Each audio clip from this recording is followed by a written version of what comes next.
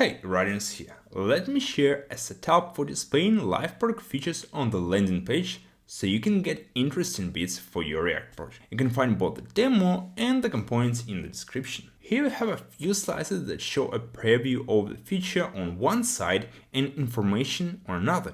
To display these blocks, I use the landing feature slice component that receives the title, description, call to action, a function to render a preview, and start with parameters so we can alternate slices. As a root container, we use the landing slice component to take the whole width of the page and create spacings on the sides using a CSS grid. So we can allow some children to take the full width of the page by changing its grid column attribute only. Then we render a container to show the preview on one side and information on another. Here we want to give more space for the interactive part and center second children while keeping the first element centered on the start for better aesthetics. Showing a preview of the feature could slow down the page.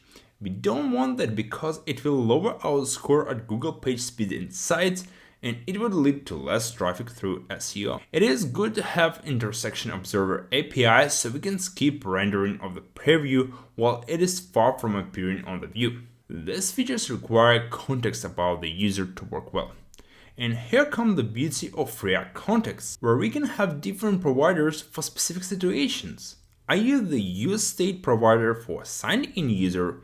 It queries the state from the backend using React Query, while for the landing page, I have the landing user state provider that gives a stub version of the user state. Finally, we don't want to make those features fully interactive because it requires mutating state on the server side. That's why we have the presentation provider with their own interaction hook to show a sign-up modal when the user interacts with the preview. That's all. Stay productive.